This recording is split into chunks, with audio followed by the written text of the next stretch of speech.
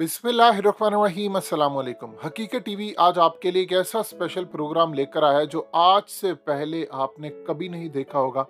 हम जा रहे हैं डॉक्टर इसरार अहमद की कब्र पर। आपको उनकी कब्र दिखाएंगे, आपको उनके घर लेकर जाएंगे जहां पर डॉक्टर इसरार अहमद ने सारी ज़िंदगी गुजारी। उनके ऑफिस लेकर जाएंगे, उनके दराज भी आपको चेक करवाएंगे और उनके पूरे घर के अंदर वो कहाँ पर रहते थे, क्या उनकी लाइफ थी, सब कुछ आपको दिखाएंगे। लेकिन उसके साथ साथ उनके बेटे से मिलवाएंगे जो बिल्कुल उनकी शक्ल के हैं और आवाज़ भी उनकी शक्ल की है, डॉक्टर आरिफ। वो आपको बताएंगे कि डॉक्टर इसरार अहमद को पता चल चुका था कि उनकी वफात होने वाली है और तकरीबन 1 या 2 दिन पहले कौन उनसे मिलने आया था जिसने बाद में बताया कि उनको अंदाज़ा हो गया था कि डॉक्टर इसरार अहमद की वफात होने वाली। और उस रात जब उनकी वफात हुई तो कैसे हैरत अंगेज वाक़यात हुए थे उस दिन। ये तमाम चीज़ें हकीकत टीवी आपको दिखाने जा रहा है, वो चीज़ें डॉक्टर इसरार अहमद की जो आज से पहले कभी मंजर आम पर नहीं आई। तो चलिए शुरुआत करते हैं और प्रोग्राम का आगाज़ करते हैं। रहीम, अस्सलाम वालेकुम। आज हम जा रहे हैं एक ऐसी हस्ती के घर जो खुद तो इस दुनिया में नहीं है, शायद वो इस वक्त कब्र में जवारे रहमत में अल्लाह ने उसको डेफिनेटली बात है जगह भी दी होगी। और उससे बढ़कर वो शख्सियत आज उम्मत मुस्लिमा के लिए एक राह मशल है। यानी आप उनकी वीडियोस देखकर आप ये पहचान सकते हैं कि अगले कुछ अरसे में पाकिस्तान और दुनिया के हालात के साथ क्या होने जा रहा है। हम गुफ्तगू कर रहे हैं मरहूम डॉक्टर इसरार अहमद की। आज हम उनके घर जा रहे हैं और हम आपको बताएंगे कि वो कितनी जायदाद छोड़ कर गए, उनकी फैमिली और उनके तमाम लोग क्या करते हैं, कहाँ पर वो बैठते थे। उनकी कब्र पर भी जाएंगे, दुआ भी करेंगे और उनकी फैमिली से वो सवालात करेंगे जो आज से पहले कोई नहीं पूछ सका। तो अब हम बिल्कुल करीब हैं मरहूम डॉक्टर इसरार अहमद के घर जाने से। चलिए चलते हैं और उनकी फैमिली से मुलाकात करते हैं। अभी हम जा रहे हैं मरहूम डॉक्टर इसरार अहमद की कब्र पर और वहाँ पर जाकर हम दुआए खैर करेंगे। डॉक्टर इसरार अहमद के बेटे हमारे साथ मौजूद हैं और उनसे गुफ्तगू भी बड़ी अच्छी रही। असल गुफ्तगू तो उन्होंने वैसे ऑफ द रिकॉर्ड की, जिसको ऑन एयर नहीं किया जा सकता। अगर कभी उनकी इजाज़त हुई तो हकीकत टीवी इंशाल्लाह आपको वो चीज़ें बताएगा जो आज से पहले आपने कभी नहीं सुनी होंगी। हमने कोशिश की कुछ उनकी लाइफ के बारे में आपको बता सके, लेकिन हमेशा याद रखिएगा गुफ्तगू सिर्फ वही हुआ करती है जो ऑफ द रिकॉर्ड हो और उसको पब्लिश करने की इजाज़त भी कम ही मिलती है। आ रहे हैं मरहूम डॉक्टर इसरार अहमद की कब्र पर। तो ये वो जगह है जी जहाँ पर दुनिया की अजीम हस्ती मौजूद है। कौन सी वाला? अच्छा,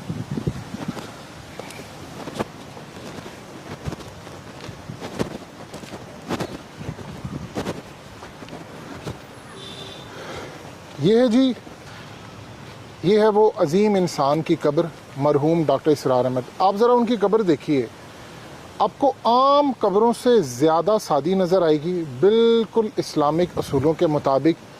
यहाँ वो शख्स दफन है जिसने इस्लाम की रोशनी पूरी दुनिया में फैलाई। असल में ये वही लोग होते हैं जो रोशनी फैलाते हैं। आज वो इस दुनिया में मौजूद नहीं है, लेकिन जितने ज़्यादा फेमस वो आज हैं कभी भी ना थे। आज हम उनकी कब्र मुबारक पर मौजूद हैं। कितनी करोड़ों रहमतें यहाँ पर नाजिल होती होंगी। वैसे मरहूम डॉक्टर इसरार अहमद कहा करते थे कि कब्र तो असल में एक गड़ा है, इंसान की रुखसती यहाँ से होकर आलम बरज़ख तक जाती है। तो हम उनके लिए दुआ भी करते हैं इस दुआ के साथ कि उनका पैगाम और उनका जो मिशन था ख़ास तौर पर कि पाकिस्तान आलम इस्लाम का किला बने और यहाँ पर इस्लामिक निज़ाम कायम हो, वो इंशाअल्लाह आज नहीं तो कल ज़रूर पूरा होगा। ये जो है ये ऑफिस ब्लॉक है। ओबे यार ये ऑफिस ब्लॉक है जहाँ पे एक तरफ जो है वो डॉक्टर साहब का ऑफिस आता है, उनके पीए का ऑफिस आता है और इधर जो है ये रास्ता है डॉक्टर साहब के मस्जिद में जाने का। कहाँ पर बैठा करते थे डॉक्टर इसरार जी अहमद? मैं बताता हूँ, आइए चलिए। जब वो नमाज़ें पढ़नी होती थी सिंपल, तो वो आके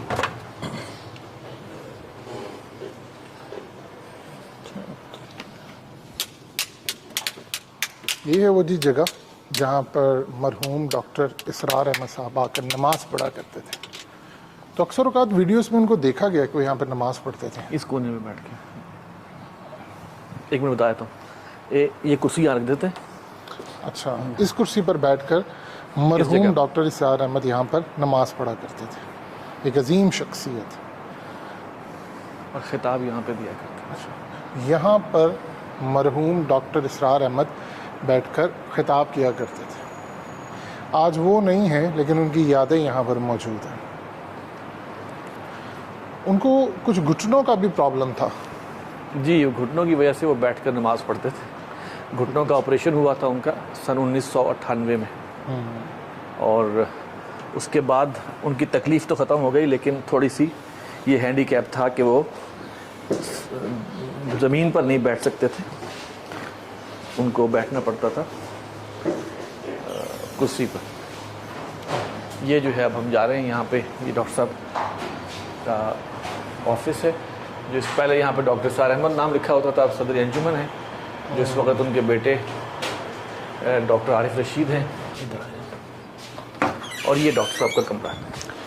ये है जी उस अजीम शख्सियत का कमरा जिन्होंने इस्लाम का बोलबाला किया पूरी दुनिया में। तो पाकिस्तान के अंदर और दुनिया भर में जितने भी डॉक्टर इसरार अहमद के चाहने वाले हैं, वो देखिए यहाँ पर डॉक्टर इसरार अहमद बैठा करते थे। आज ये खाली है। यहाँ पर अभी कोई बैठता है? यहाँ पर अब सदर अंजुमन डॉक्टर आरिफ बैठते हैं, जो कि मेरे भाई भी हैं, सदर आजकल वो हैं। ये वो जगह है जहाँ से बैठकर वो पूरी दुनिया के लिए इस्लाम के बारे में जो अच्छा लिख सकते थे, बोलते थे, यहीं पर बैठकर वो सारी गुफ्तगू करते थे। आप देखें कि आम रूटीन में कोई एक शख्स हो, जब वो इतने बड़े लेवल का होता है, उसका कमरा बड़ा लाविश होता है, बहुत बड़ा, यानी सारी दुनिया उनको देख रही होती है। लेकिन आप देखें कि इतना सादा कमरा, असल में दीन की खिदमत हो ही इस तरह सकती है कि जब आप पैसे से दूर हो। खुद वो मेडिकल डॉक्टर थे, और आप देख लें कि ये वो जगह है जहाँ पर वो बैठकर दीन की खिदमत किया करते थे। अब आइए उनके बेडरूम की तरफ। और अब हम चल रहे हैं उनके बेडरूम की तरफ।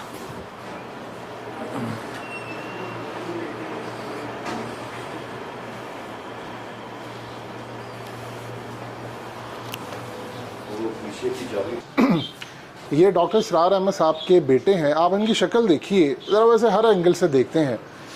ये आपको, मुझे लग रहा है मैं डॉक्टर इसरार अहमद से मिल रहा हूँ। आप ज़रा बोल कर दिखाएं, और आपकी वॉइस भी बिल्कुल वैसी है। मेरा ख्याल है बोलने वाला बात बाद में कर लेंगे। मुझे लग रहा है मैं डॉक्टर इसरार अहमद से मिल रहा हूँ। ये आपके जो छोटे भाई हैं, वो उनकी डॉक्टर इसरार अहमद से ना शक्ल मिल रही है ना कुछ, लेकिन आप ये है जी उस अजीम शख्सियत का कमरा।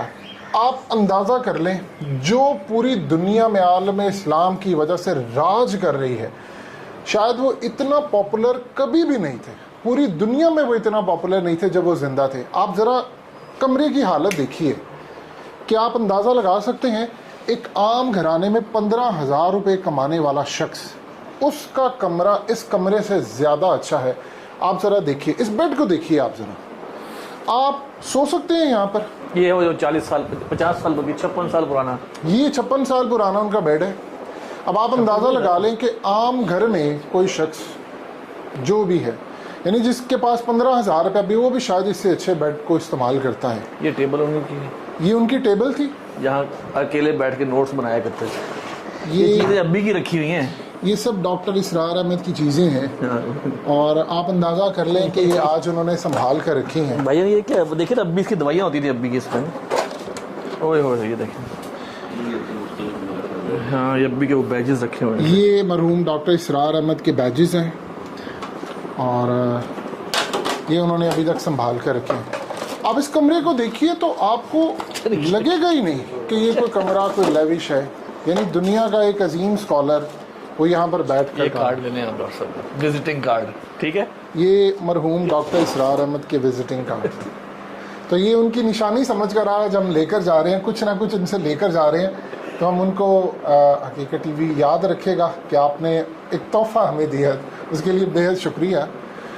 आप ये रूम देखिए, और इस रूम के अंदर आपको नज़र आएगा कि कोई भी ऐसी चीज़ नहीं है कि जो एक बहुत बड़ा स्कॉलर या शायद उसके पास हो। आज आम रूटीन में किसी ने कोई ऐसी दीन की खिदमत भी करनी हो तो वो पहले डिमांड करता है, मुझे एक ज़बरदस्त सा कमरा चाहिए। आप देखिए कितनी देर पुराना बेड है, یہ میں کہہ سکتا ہوں کہ تقریباً نصف صدی تو لازماً اس پر بیت چکی ہے، اور ڈاکٹر صاحب اس بیڈ پر جب سے ہم یہاں قرآن اکیڈمی آئے اس کے بعد سے یہی بیڈ ہے کہ جو پھر ان کے زیر استعمال رہا. اور یہ 4 پایوں والا ایک باقاعدہ ایک بیڈ تھا کہ جس پر پہلے وہ نیوار ہوتی تھی، نیوار کو اس میں سے ختم کر کے ایک لکڑی کا پھٹا لگا دیا گیا اور اس کے اوپر 2 انچ موٹا جو ہے فوم وہ بچھا دیا گیا تھا. اب ایک چیز بتائیے کہ مرحوم ڈاکٹر اسرار احمد اب اس دنیا میں موجود نہیں ہیں، ان کے چاہنے والے تو پوری دنیا میں، آج آپ ان کو نیلام کر دیں تو یہ تو چیزیں کروڑوں میں بک جائیں گی، تو آپ ان کو کیوں نہیں سوچتے کہ اس کو نیلام کریں؟ میں یہ تو کبھی نہ ہم نے سوچا ہے نہ سوچ سکتے ہیں. یہ چیزیں جو ہیں اس کا کوئی بدل روپیہ پیسہ نہیں بنتا، بلکہ یہ کہ تو ان کا ایک ورثہ ہے کہ جو ہمارے پاس ابھی بھی یہ استعمال میں ہے. ایسا نہیں ہے کہ ہم نے بالکل اس کو جو ہے لاک کر دیا اس کمرے کو اور آپ کی آمد پر کھولا ہو. میرے چھوٹے بھائی ہیں عاطف، وہ دوپہر میں اگر انہیں آرام کرنا ہوتا ہے تو وہ یہیں اسی بیڈ کے اوپر آرام کرتے ہیں. یعنی ابھی تک آپ ان کو یوز کرتے ہیں، یہ تو ایک کمال کی بات ہے. جی ایسا ہی، بالکل ایسا ہی. تو یہ بتائیے کہ ڈاکٹر اسرار احمد یعنی انہوں نے آپ کے لیے کتنی جائیداد چھوڑی ہے؟ اصل میں وہ اپنی ہی زندگی میں، قرآن اکیڈمی ہمارا 36K ہے، تو 35K جو 6 کنالوں پر مشتمل تھا ان میں سے ایک کنال وہ اپنی زندگی ہی میں اس پر 4 جو ہیں وہ مختلف 2 نیچے اور 2 اوپر فلیٹس بنا کر ہمارے نام کر گئے تھے. ہم 4 بھائی ہیں، تو ایک میرے پاس تھا، ایک میرے سے چھوٹے حافظ عاقب صاحب کے پاس تھا، اور اسی طرح ایک جو ہے وہ آج بھی آصف کے پاس ہے. تو اس طرح بس یہی ایک کل جائیداد تھی کہ جو انہوں نے چھوڑی تھی، اور وہ بھی اپنی زندگی ہی میں ہمارے نام کر کہ گئے. کم از کم مرحوم ڈاکٹر اسرار احمد کے پاس عام لوگوں کی نسبت ہونا چاہیے تھا کہ جتنے وہ فیمس ہیں کہ 2-3 ارب کی جائیداد چھوڑتے، لیکن ان کی سمپلسٹی یہ ہے کہ انہوں نے یہ چھوڑا ہے، یہ بیڈ چھوڑا ہے. اور آپ سوچ لیں کہ یہ آپ کو ایک AC دکھاتے ہیں، یہ بھی انہیں کے دور کا لگا ہوا ہے. یہ تو میرا خیال ہے کافی بعد میں لگا. شروع میں تو وہاں ایک ونڈو AC تھا کہ جو پھر بعد میں اتار دیا گیا تھا. یہ جی ایک کمرہ ہے، اور ایک کمرہ آپ یہاں سے اندازہ لگا لیں کہ عام گھروں میں کرائے کا آپ گھر لیں تو وہ زیادہ اسے بہتر نظر آتا ہے. تو دنیا کا عظیم اسکالر جو مٹی میں چلا گیا ہے وہ یہاں پر، اس کمرے کا سائز میرا خیال ہے کوئی 8 فٹ بائی کوئی زیادہ سے زیادہ 13-14 فٹ ہوگا. یہ اصل میں ایک ہماری جو ایک گاڑی تھی اس کا گیراج تھا. اچھا، گاڑی کا گیراج؟ جی اس کو پھر ڈاکٹر صاحب نے، چونکہ بالکل ایڈجسٹنٹ تھا یہ ڈاکٹر صاحب کے آفس کے، لہذا ڈاکٹر صاحب نے پھر اسے اپنا بیڈ بنا لیا تھا، اور ساری زندگی یہی کمرہ پھر ان کے بیڈ کے طور پر استعمال ہوتا رہا. اب آپ یہ بتائیں کہ ڈاکٹر اسرار احمد آج زیادہ کیوں اتنے فیمس ہیں جبکہ وہ اپنی زندگی میں تھے جتنے؟ شاید اس کی ایک وجہ ہے کہ ان کی جتنی ویڈیوز ہیں، ان کی جو پیشن گوئیاں ہیں وہ آج پوری ہو رہی ہیں. آپ کو کیا لگتا ہے؟ جی بالکل ایسا ہی ہے، بلکہ بہت سے لوگ جو آ کر جن سے ملاقات ہوتی ہے تو وہ تو یہ کہتے ہیں کہ ڈاکٹر صاحب کی زندگی میں شاید وہ باتیں اس طرح کھل کر سامنے نہیں آئی تھیں جیسا کہ ان کے اس دنیا سے رخصت ہو جانے کے بعد. آج سے 25 برس پہلے کا بھی ان کا کوئی کلپ ہے، کوئی بیان ہے، تو محسوس ہوتا ہے کہ وہ آج کے دور کو، وہ ایک ویژن ان کی تھی کہ جس میں انہوں نے اس کے پس منظر میں وہ باتیں کہی تھیں. اگر آپ کیپ پہن لیں تو ویسے آپ ڈاکٹر اسرار احمد دوبارہ بن سکتے ہیں. اچھا، سوشل میڈیا کے حوالے سے اگر آج ڈاکٹر اسرار احمد زندہ ہوتے تو کیا وہ سوشل میڈیا پر کوئی اکاؤنٹ بناتے؟ اصل میں ڈاکٹر صاحب تو اس مزاج کے تھے ہی نہیں. اور اس میں اگر آپ کے سامنے یہ بات رکھوں کہ ایک مرتبہ امریکہ جو وزٹ ہوئی تھی ڈاکٹر صاحب کی، تو اس میں کسی صاحب نے وہ جو سیل والی گھڑی ہوتی ہے الیکٹرانک، جی، جس کے اوپر وہ ڈیجٹس آتی ہیں، تو وہ ان کو تحفتاً دی. اب وہ اس کا ان کو چونکہ مزاج نہیں تھا، لہٰذا اس کو استعمال کرنا یا اس کا کوئی ٹائم ایڈجسٹ کرنا یا مہینہ ایڈجسٹ کرنا ان کے اس سے بالکل باہر تھا. نتیجتاً وہ انہوں نے اسی طرح میرے حوالے کر دی، اور کئی سال جو ہے وہ پھر میرے سے استعمال رہی.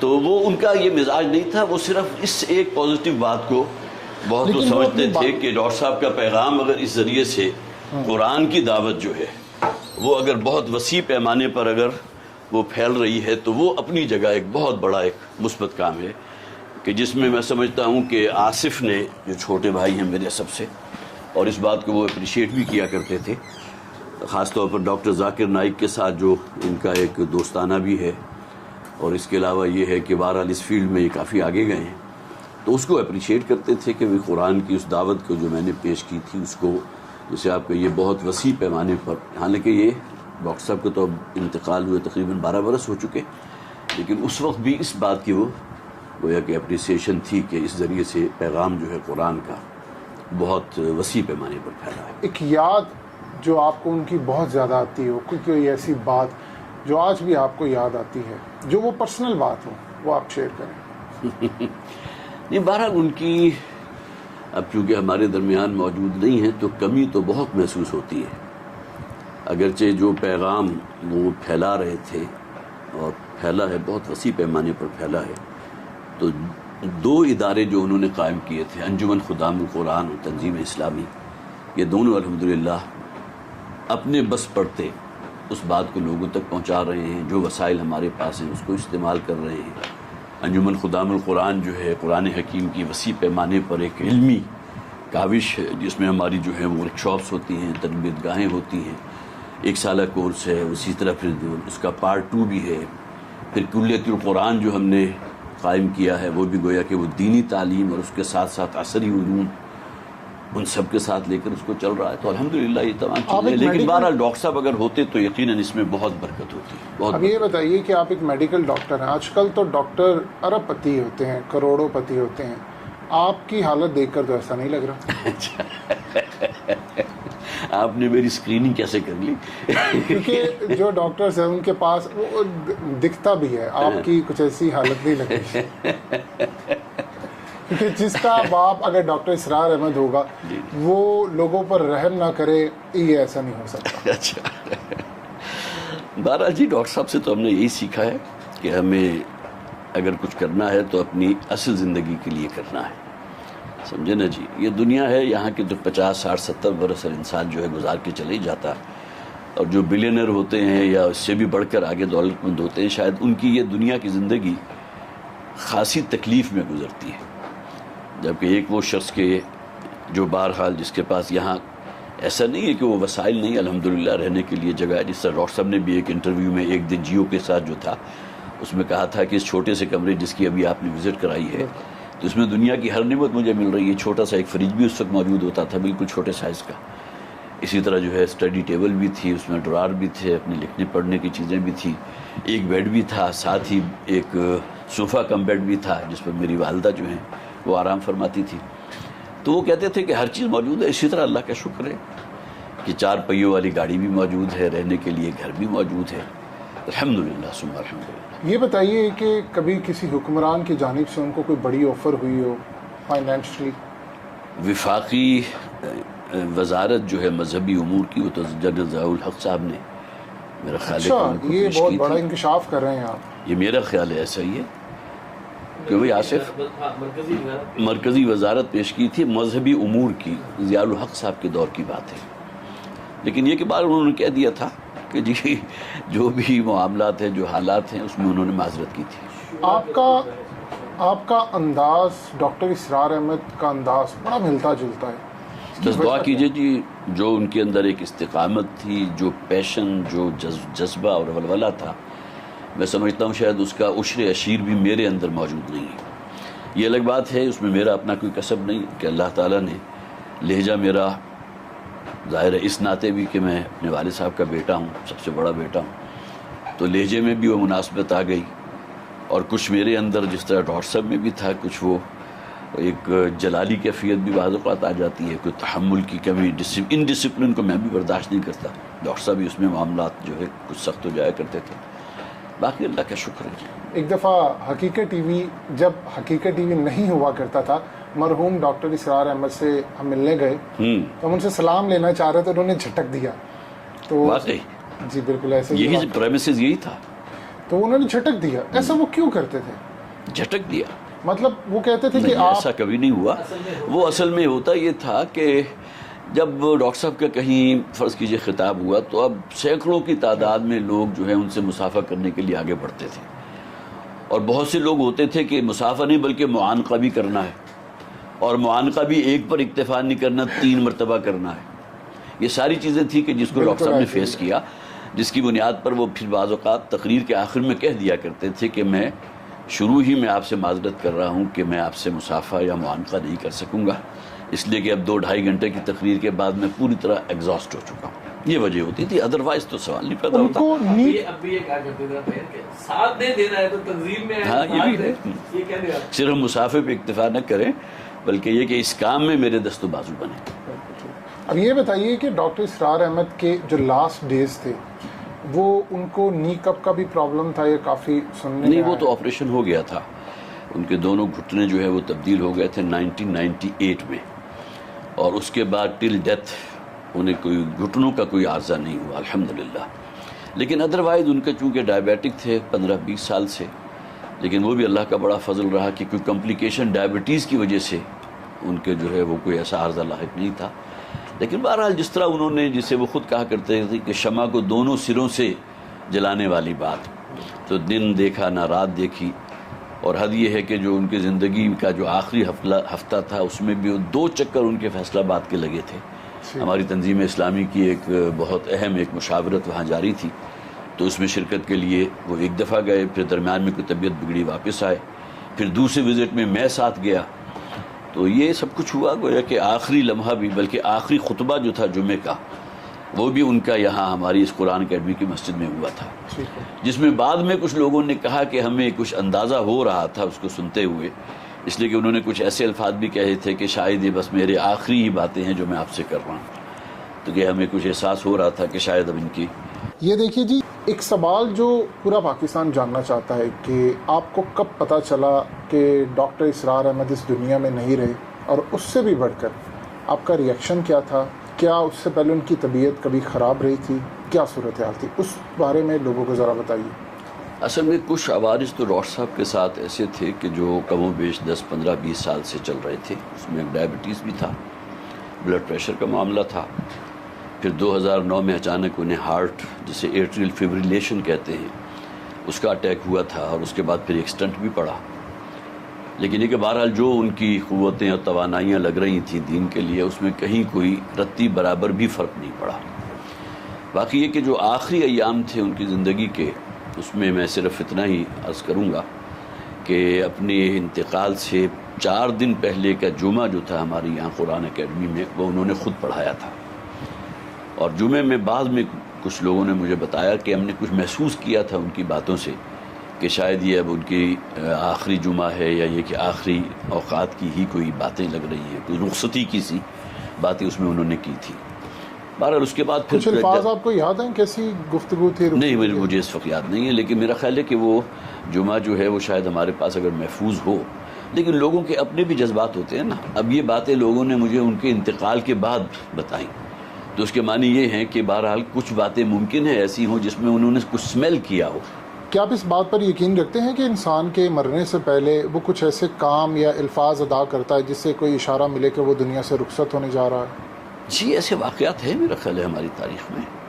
نبی اکرم صلی اللہ علیہ وسلم، اگرچہ نسبت خاک راہ کی بات ہے کہ حضور کے ساتھ کسی اور شخص کی کیا نسبت ہو سکتی ہے، لیکن یہ کہ آپ کا بھی جو حجۃ الوداع کا خطبہ تھا اس میں آپ نے جو کہا تھا کہ شاید آج کے بعد میری اس جگہ تم سے ملاقات نہ ہو، تو ابوبکر صدیق رضی اللہ تعالیٰ عنہ جو ہے زار و خطار رونے لگے. اسی طرح بعض اور باتیں بھی آپ نے ایسی کہی تھی کہ جس سے صحابہ کرام نے کچھ اسیس کر لیا تھا کہ اب شاید نبی اکرم صلی اللہ علیہ وسلم کی رخصتی ہے.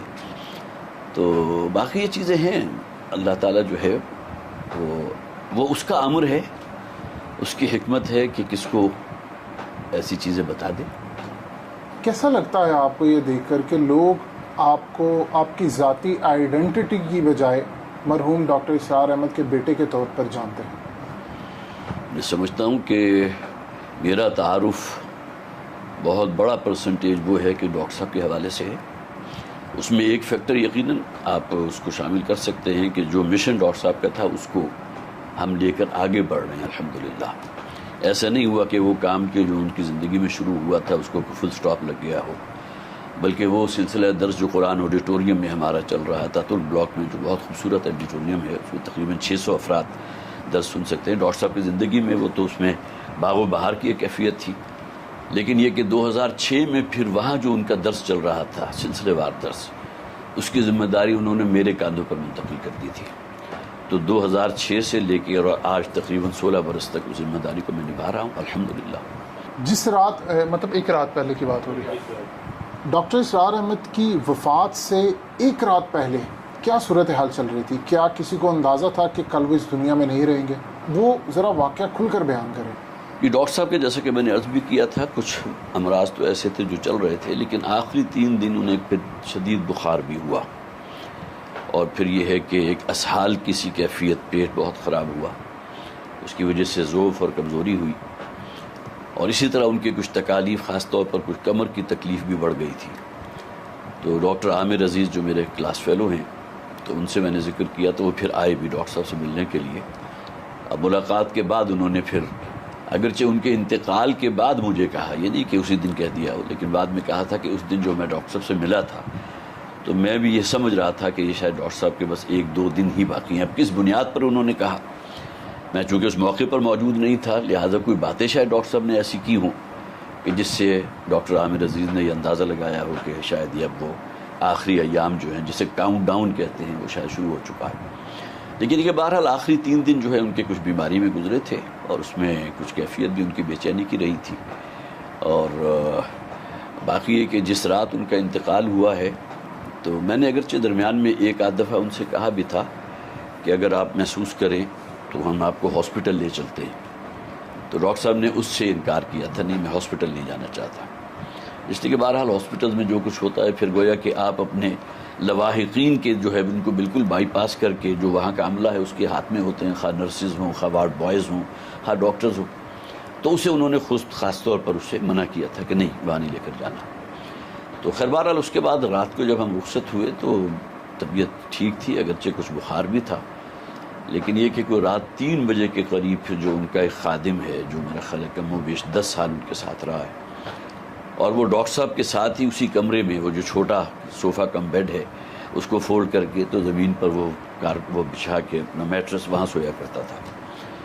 تو اس نے کوئی 3 بجے کے قریب مجھے فون کیا کہ ذرا آئیے ڈاکٹر صاحب، مجھے ٹھیک نہیں لگ رہی طبیعت. اب جب میں گیا تو کوئی کسی قسم کا وہ شور ہنگامہ بالکل نہیں تھا. تو میں نے کہا تمہیں کیسے پتہ چلا؟ تو ڈاکٹر صاحب تو شاید ابھی سو رہے ہیں، اس لیے کہ میں ابھی کچھ فاصلے پر تھا. تو اس نے کہا جی کہ ڈاکٹر صاحب کی کوئی خراٹوں کی جو آواز ہوتی ہے وہ کم سے کم 10-15 منٹ سے میں دیکھ رہا ہوں کہ وہ میں نہیں سن رہا. تو اس پر پھر میں ذرا تھوڑا سا چوکنا ہوا کہ کیا معاملہ ہے. تو میں چونکہ میڈیکل ڈاکٹر بھی ہوں تو میں نے پھر جب آگے بڑھ کر دیکھا تو محسوس ہوا کہ وہ جو بھی علامات ہوتی ہیں کسی شخص کے زندہ ہونے کی وہ موجود نہیں تھی. آنکھوں کی پتلی جو ہے وہ بھی ریئیکٹ نہیں کر رہی تھی، اسی طرح بی پی جو تھا وہ نہیں تھا. تو معلوم ہوتا ہے کہ اسی عالم نوم میں وہ جو سوئی ہوئی حالت ہی میں اللہ تعالیٰ نے فرشتہ اجل کو بھیجا ہے اور اس نے اس روح کو قبض کر لیا. تو کوئی کسی قسم کی تکلیف، کوئی ہنگامہ کہ فوراً بھاگو دوڑو ہاسپٹل کی طرح، بلاؤ 11122 کو اور یہ کرو اور وہ کرو، اس کی کوئی نوبت ہی نہیں آئی. کیا آپ سمجھتے ہیں کہ ڈاکٹر اسرار احمد کا مشن ابھی تک ادھورا ہے؟ جی میں سمجھتا ہوں، اس لیے کہ ڈاکٹر صاحب کو اس پاکستان کا قیام چونکہ اسلام کے نام پر ہوا ہے، اور خاص طور پر اس بات کو جتنا ڈاکٹر صاحب نے ہائی لائٹ کیا ہے کہ جس طرح قرآن حکیم 27ویں شب نازل ہوا، اسی طرح اللہ تعالیٰ نے پاکستان کا تحفہ بھی ہمیں 27ویں شب ادا کیا ہے. تو یہ ایک بہت بڑی بات ہے. لہذا وہ سمجھتے تھے کہ ڈیسٹنی جو ہے وہ تو انشاءاللہ جو بھی آخر میں جو کوئی تحریک اٹھے گی، اور پھر وہ جو امام مہدی ہے وہ بہرحال اپنی جگہ ایک موضوع ہے، اس کے اوپر میں کوئی گفتگو نہیں کرنا چاہتا، وہ ایک علمی موضوع ہے. لیکن یہ کہ جو بھی لشکر اٹھیں گے بالآخر اسلام کو جو فتح ہوگی تو وہ شاید یہی خراسان کا علاقہ ہے جس میں پاکستان. تو بھی آپ کو کیا لگتا ہے کتنا وقت باقی ہے کہ پاکستان اپنی ڈیسٹینیشن تک پہنچ جائے گا؟ کچھ نہیں کہا جا سکتا. جو موجودہ ڈاکٹر صاحب کی آخری زندگی کے جو بھی ہمارے علم میں ہے وہ یہ کہ پاکستان کے مستقبل سے خاصی حد تک مایوس بھی تھے. یہی وجہ ہے کہ ان کی ایک تقریر آج بھی موجود ہے یوٹیوب کے اوپر کہ کیا پاکستان کے خاتمے کی الٹی گنتی کا آغاز ہو چکا ہے. تقریباً 2-2.5 گھنٹے کا ان کا خطاب ہے. کسی کو انٹرسٹ ہو تو میرا خیال ہے یہ عنوان اگر دے گا تو وہ جو ہے نیٹ کے اوپر حاصل کر لے گا. لیکن یہ کہ اس کے باوجود بھی ایک موہوم سی ایک امید ضرور تھی کہ جہاں اللہ تعالیٰ کی عنایت اتنی رہی ہے کہ کیسے کیسے کرائسس میں سے پاکستان کو اللہ نے نکالا ہے، تو کیا جب کہ اللہ تعالیٰ وہ آخری مرحلہ ہے وہ بھی یہاں پاکستان کے رہنے والوں کے نصیب میں. جب آپ دیکھتے ہیں کہ مرحوم ڈاکٹر اسرار احمد کی جو پیشن گوئیاں یا گفتگو ہے وہ آج پوری ہو رہی ہے اور ہر شخص کے موبائل میں وہ کلپ موجود ہے، تو کیا آپ کا ریئیکشن ہوتا ہے یہ سب دیکھ کر؟ تو ریئیکشن تو جو ہر شخص کا ہوتا ہے وہی میرا ہوتا ہے کہ واقعتاً اللہ تعالیٰ نے جو ویژن ڈاکٹر صاحب کو دی تھی تو اسی کا ایک گویا کہ ظہور تھا کہ جو آج سے 25 برس پہلے کی باتیں بھی ان کی اب بالکل سچ ثابت ہو رہی ہیں، خاص طور پر عالم عرب کے حوالے سے جو باتیں انہوں نے کی۔ عرب ڈاکٹر اسرار احمد سے کیوں پریشان ہے اور خفا کیوں ہے؟ کیا یہ بات سچ ہے کہ ان کے خطابات پر پابندی ہے عرب ورلڈ میں؟ اصل میں ایک زمانہ تو ایسا تھا کہ جب کہ ڈاکٹر صاحب نے جب وہ اسلامی انقلاب اور خلافت کی بات کی تھی تو ڈاکٹر کو پابندی لگی تھی، خاص طور پہ متحدہ عرب امارات میں تو ڈاکٹر صاحب وہاں چلے گئے تھے اور وہاں سے ایئرپورٹ سے واپس کیا گیا تھا، اس لیے کہ وہاں ڈاکٹر صاحب کے کچھ پروگرام وغیرہ پہلے سے ارینج تھے، لیکن اس پر جو ہے نوبت نہیں آئی، وہیں ایئرپورٹ پر اترتے ہی معلوم ہو گیا کہ یہاں اب آپ داخل نہیں ہو سکتے۔ تو بہرحال وہ اپنی جگہ ایک بہت بڑا ایک باب ہے کہ ان کے اندر کیا چیزیں، خلافت کہ جس میں اصل شے جو ہے وہ بادشاہت نہیں ہے بلکہ خلیفہ ہونے کا تصور، تو وہ چیز آسانی سے جو ہے پیلیٹیبل تو نہیں ہے نا۔ کیا آپ سمجھتے ہیں کہ پاکستان میں اسلامک نظام کبھی آ سکے گا؟ جی امید تو رکھنی چاہیے، لا تقنطوا من رحمت اللہ، اللہ کی جو بھی ایک جسے آپ یہ ڈیوائن جو اس کا ایک ہے پلاننگ ہے، اس میں کیا عجب کہ اللہ تعالیٰ اسی خطے کو اس کام کے لیے منتخب کر۔ اگر آج ڈاکٹر اسرار احمد زندہ ہوتے تو موجودہ حالات کو دیکھ کر آپ کے خیال میں کیا کہتے ہیں؟ ڈاکٹر صاحب تو پہلے بھی حالات کا بہت شکوہ اور رونا کرتے رہے ہیں، خاص طور پر یہ سود کے حوالے سے، جس طرح نواز شریف کو ایک اتنی اکثریت حاصل ہوئی تھی اور 2 مرتبہ ڈاکٹر صاحب کے پاس آ کر اس نے وعدہ کیا تھا، تو اس کے بہت ہی برے اثرات تھے جو ڈاکٹر صاحب پر رہے ہیں کہ ایک شے جو کمٹ کر کے گئے، نہ صرف وہ بلکہ ان کے والد صاحب شریف صاحب، ان کی طرف سے بھی جو گویا کہ اس بات کو کہا گیا تھا کہ جی بالکل ہونا چاہیے، اور اس کے لیے انہوں نے ٹائم فریم بھی دے دیا تھا۔ ان کا کہنا تو غالباً یہ تھا کہ یہ پوری کی پورا جو ہے سودی نظام کو لپیٹو اور 6 مہینے یا 1 سال کے اندر اندر اس کو اسلامی بینکاری کے اندر جو ہے اس کو تبدیل کرو، لیکن وہ ساری چیزیں جب حکومت خود ہی جو ہے اس کے خلاف اپیل میں چلی گئی، اس فیصلے کے خلاف، تو باقی کیا رہ جاتا۔ یہ ڈاکٹر صاحب کی انتقال کے بعد جو ان کی مختلف تحریریں ہیں، جو کلپس تھے، ان سے کچھ چیزیں منتخب کر کے باقاعدہ پھر ہم نے شائع بھی کی تھی مکتبہ خدام القرآن کے تحت۔ تو یہ ایک ملفوظات کے نام سے ہے، خطبات کے نام سے، یہ میں آپ کی نظر کر رہا ہوں، اس کا مطالعہ کیجیے گا۔ جس طرح آپ نے کہا کہ آپ کے USB میں، آپ کے موبائل میں ڈاکٹر صاحب کی آج بھی دورہ ترجمہ قرآن کے جو ہیں کلپس موجود ہیں اور آپ اکثر اسے سنتے ہی رہتے ہیں، تو اسی طرح یہ کتابیں جو ہیں اس کا بھی آپ مطالعہ کیجیے گا۔ جی ضرور، تھینک یو سو مچ، بہت شکریہ۔ یہ ہے ستارہ امتیاز جو جنرل ضیاء الحق نے ڈاکٹر اسرار احمد کو دینے کے لیے ان کو انوائٹ کیا ایوان صدر۔ اب اس شخص کی عظمت کا اندازہ کیجئے، وہ ان چیزوں سے بڑے اوپر تھے۔ انہوں نے اس کو ریسیو کرنے سے انکار کر دیا، لینے سے انکار کر دیا، وہ گئے ہی نہیں، اور اس کے بعد پھر ستارہ امتیاز ان کے گھر پر بائی پوسٹ پہنچا۔ ان کے بیٹے نے بتایا کہ یہ ستارہ امتیاز آیا ہے آپ کے لیے، انہوں نے اس کو دیکھا اور وہ رکھ دیا، اور آج تقریباً 40 سال سے زائد کا عرصہ ہو گیا یہ وہیں پر پڑا ہے۔ ہم آپ کو دکھاتے ہیں، ذرا اس کی بیک گراؤنڈ میں دیکھیے، ڈاکٹر اسرار احمد کا نام لکھا ہوا ہے۔ آپ حیران ہوں گے اس بات کو جان کر، اس ستارہ امتیاز کے لیے کتنی اپروچ کی جاتی ہے، کتنی سفارشات کی جاتی ہیں۔ آپ ذرا ہم اس کو زوم کر کے آپ کو دکھاتے ہیں، آپ یہ دیکھیں کہ ڈاکٹر اسرار احمد کا نام لکھا ہوا ہے اور 1981، یعنی یہ جنرل ضیاء الحق نے ان کو دیا۔ اور پھر وہ آپ کو ڈاکٹر اسرار احمد کے الفاظ بھی یاد ہے ضیاء الحق کے بارے میں، اس کو ہم ریپیٹ نہیں کرنا چاہتے، لیکن آپ اس شخص کی عظمت دیکھیے کہ وہ ان چیزوں سے ابو تھے۔ جب آپ دین کا کام کر رہے ہوتے ہیں تو آپ کو یہ میڈلز، یہ چیزیں کچھ نہیں دیتے۔ آج جہاں پر وہ موجود ہے وہ اس سے بڑے میڈلز لے چکے ہیں۔ یہ وہ ڈاکومنٹ ہے جو اس وقت دنیا میں شاید کسی کے پاس موجود نہیں ہے کہ مرحوم ڈاکٹر اسرار احمد کی جو MBBS کی ڈگری تھی وہ آپ کی اسکرین پر چل رہی ہے۔ یعنی آپ سوچ لیں کہ وہ کتنے قابل تھے۔ جب دین کی خدمت کا کام ہوتا ہے تو وہی شخص کر سکتا ہے جو ان تمام چیزوں سے آزاد ہو۔ ان کو پیسوں کی ضرورت نہیں تھی، اگر وہ ڈاکٹر بنتے تو کافی کچھ کما سکتے تھے، لیکن انہوں نے اپنی میڈیسن یا اپنی میڈیکل کی جتنی زندگی تھی وہ وقف کر دی اسلام کے لیے۔